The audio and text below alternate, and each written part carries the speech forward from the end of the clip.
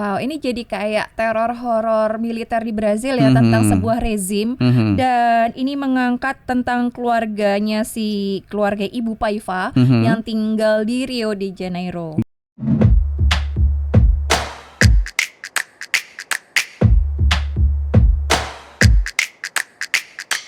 Cinepox. Kita bergabung di 105,3 Fox Radio Jogja, Your Soul, Your Hits. Seneng banget setelah kita baru aja ngebahas pemenang film yang membawa piala Oscar tahun ini. Dan sekarang kita melaju ke film berbahasa asing. Bener banget Sobat Fox, salah satu film yang mendapatkan anugerah atau penghargaan untuk film berbahasa asing terbaik adalah judul filmnya I'm Still Here. Ini adalah produksi Brazil ya, Roy ya. Oh wow, dan ini kabarnya Evan berangkat dari kisah nyata. Wah. Dan seneng banget karena kemarin filmnya tuh sempet tayang di bioskop, tapi nggak tahu nih kok Jogja sebentar banget. Karena cek di Jakarta itu masih tayang. Dan pasti setelah Oscar ini tentu saja berbondong-bondong dong, orang penasaran kan, karena sebelumnya ditayangkan sebelum ada informasi tentang kemenangan piala Oscar ini, Van. Nanti biasanya kan ditayangkan lagi. Semoga ya nanti ditayangkan lagi dengan adanya adanya penghargaan ini ya, karena filmnya dari sinopsis yang kita baca Sobat Fox cukup menarik karena latar belakangnya ini mengangkat tahun 70-an dengan latar belakang militer di Brazil yang cukup kelam gitu ya. Wow, ini jadi kayak teror horor militer di Brazil ya, tentang sebuah rezim. Dan ini mengangkat tentang keluarga Ibu Paiva yang tinggal di Rio de Janeiro. Betul sekali. Ini tentunya kalau kita ngomongin satu musim atau tahun 70-an itu memang masa-masanya perang Sobat Fox. Nah, di berlatar belakang seperti itu ada satu keluarga namanya adalah Rubens dan juga istrinya yang memiliki 5 orang anak. Yang mana seorang keluarga yang memiliki anak banyak kan biasanya sangat struggle ya untuk membesarkan anaknya di era tersebut. Kemudian ternyata si Ruben ini dicekal karena dituduh atau dianggap memiliki salah satu misi terselubung gitu Sobat Fox. Wow. Jadi penasaran? Kita tonton dulu yuk. Ini dia trailernya.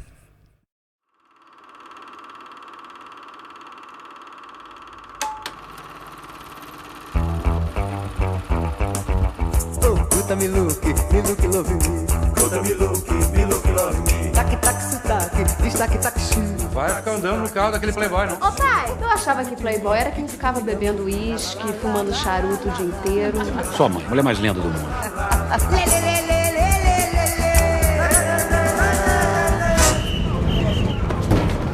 Seus documentos. Anda, anda! Daqui a pouco passa.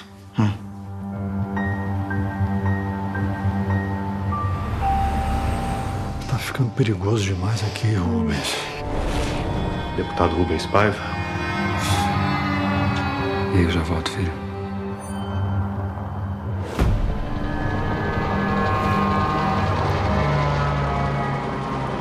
Mãe!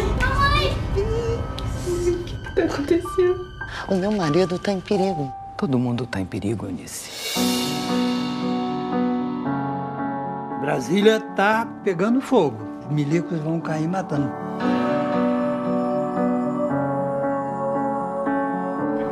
Olha, a tática do desaparecimento é uma das mais cruéis. Como é que alguém entra na tua casa, leva o teu marido, leva ele preso e depois diz: sumiu?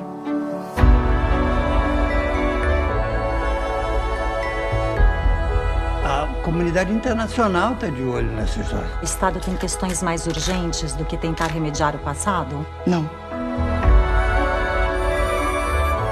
Não precisa sorrir. Por que não? O editor pediu. Uma foto menos feliz. Ah, ele quer triste. Nós vamos sorrir.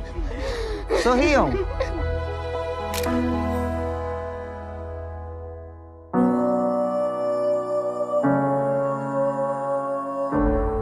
Itu dia I'm Still Here. Disutradari sama salah satu, mohon maaf sebelumnya kalau pronunciasinya salah, yaitu Walter Salles. Karena ini adalah dari Eropa kan. Yep. Dan tentunya di film ini kita disuguhi aku sih melihatnya kayak drama psychological ya. Dimana Iya, seorang memang kayak ini gak sih, kayak ketika zaman-zaman politik, ketika karena suaminya kayaknya punya punya pertentangan politik dengan Betul. pemerintahan di era itu, jadi itu. sebuah rezim, dan akhirnya suaminya itu ditangkap oleh militer dan kayak gelap gitu kan. Betul. Apakah dia masih hidup, apakah dia masih di penjara atau dia ada Betul. di mana, karena tidak ada persidangan apapun, langsung ditangkap, udah langsung hilang udah gitu selesai aja. gitu, tidak ada Yes. kejelasan ya Roy ya. Betul banget. Dan ini bertitik fokus pada sosok ibu di mana yang tadi sudah kita mention membesarkan 5 anak, dan juga kenapa judulnya I'm Still Here, karena si perempuan ini masih menunggu dan juga masih banyak tanda tanya, kemana suamiku gitu. Bener banget. Dan juga di sini acting dari Fernanda Torres ini sebagai Eunice Paiva ini bener-bener top banget, dan dia membawa pulang banyak penghargaan atas actingnya dia, karena sebagai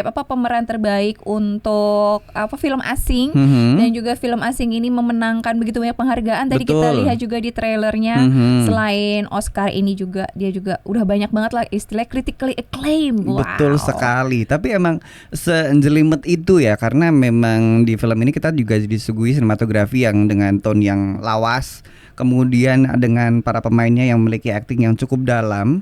Dan di sini yang paling menarik adalah perjuangan seorang si Paiva tadi untuk menemukan si Ruben ini dengan berbagai upaya, mulai dia mendatangi di penjara, kemudian ketemu dengan orang-orang penting, bahkan menanyakan sama orang-orang sekeliling, sebenarnya bagaimana sih kondisi suami saya gitu. Betul banget. Ini juga mengingatkan sebuah peristiwa di Indonesia sih, kayak peristiwa di tahun 1955 atau 98, kan ada banyak sekali ya sahabat-sahabat kita yang mungkin mengalami peristiwa semacam ini, kehilangan orang yang dicintai.